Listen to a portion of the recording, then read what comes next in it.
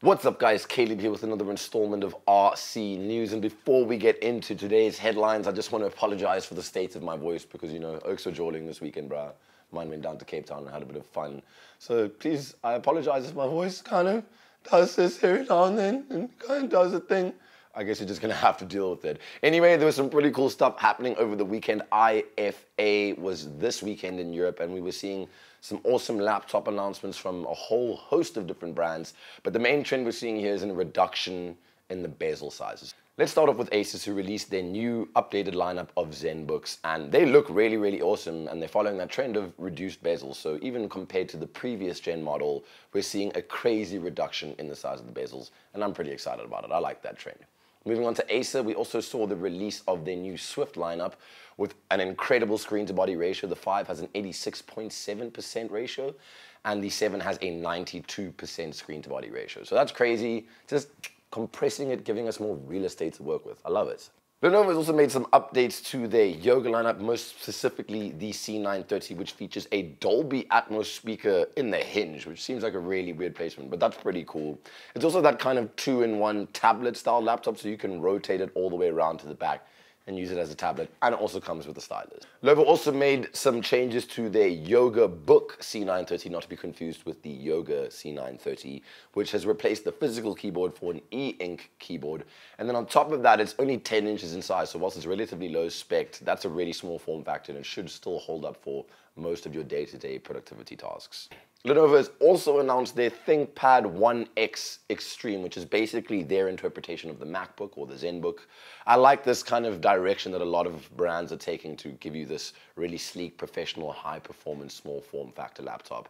And that was Lenovo was trying to do with the X1 Extreme. So that was pretty cool. Lastly, from IFA over this weekend, we also saw the announcement of the Dell Inspiron 7000 lineup, which has a lot of XPS-like features. So they come in 13, 15, and 17-inch variants, and there's no more plastic chassis. It's all been replaced with aluminium, so the bodies are really, really sturdy. And then along with that trend we were seeing with all the other announcements of laptops at IFA, the bezels have been significantly reduced. So it looks really, really great. I'm a fan of both the XPS and the Inspiron lineup. Can't wait to see it until it hits South Africa. Also at IFA, Acer announced their new Predator X gaming desktop. Now this thing just looks absolutely absurd. Like, I think you'd literally need to be a rocket scientist in order to find usage for the things that this puppy offers. So it has the capacity for 2 Xeon processors, and then listen to this, 12 EC DIMM RAM slots. It has space for 12 ECC DIMM RAM slots. Now just think about it for a second. You could put 12 32 gig chips into that machine potentially with 2 Xeon processors. What's the point, bruh? What's the point? I don't get it. I don't understand. Like, yeah, cool, dope, I get it, but no. Also, another awesome piece of news from Honor at IFA is they revealed the Magic 2, which features a fully bezel-less and notchless, thank you Jesus, display, and it does this by using that kind of rigged camera that kind of pops out there, you know, so just that and it comes there. I mean, I'm not crazy about it. I imagine that thing could break. I don't trust people with phones in jail. I don't even trust myself with phones. So can you imagine having your camera, like it's kind of protruding out, catches on your jeans, kind of catches on something you're walking past? I'm not crazy about the design. I think it might be a little bit flawed, but I am crazy about this idea of a completely notchless display. That's cool. If they can find a way to make that work and still have the camera attached to the regular body, that would be dope.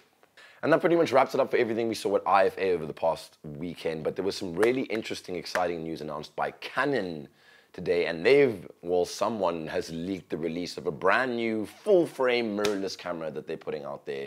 It's going to be 4K 60 frames. It's going to be 1080p 120 frames.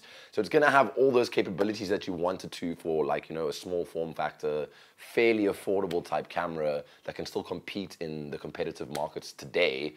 And it's kind of like the match for the Pocket. It's also probably the match for the releases we saw from Nikon, which was the Z6 and the Z7, which are similarly spec'd, probably going to be similarly priced. And I think everyone's trying to kind of compete in the space of content creators still having really high quality cameras. So that was really, really interesting. But we know Canon does a lot of things well, so people might be jumping over to that ship for the autofocus and stuff like that, face tracking, as opposed to something like the Blackmagic Pocket or the Z6 or the Z7. Anyways, guys, that pretty much wraps it up for this installment of RC News. Don't forget to let me know in the comment section below what you think about all the awesome releases we saw at IFA over the past weekend. Also, let me know what you think about the new Canon mirrorless 4K camera that's coming out, you know, full frame, bro. That's It's pretty cool. It's pretty kiff, man. Don't forget to like, subscribe, that little bell icon so you can get notified when we upload new videos. And I'll catch you guys next week for another installment of Reality Check. I had to give you one little voice crack. Peace.